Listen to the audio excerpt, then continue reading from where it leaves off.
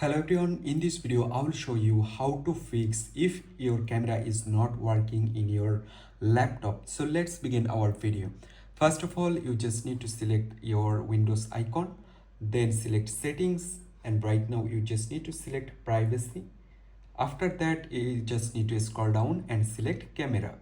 Right now select change and turn on.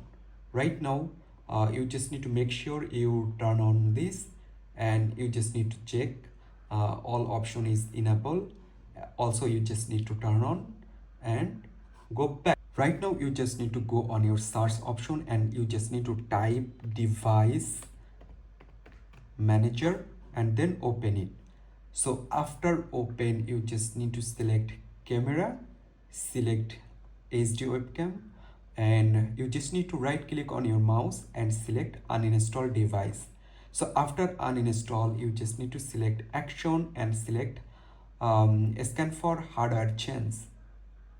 So after that, if you do that, you can see webcam already installed again.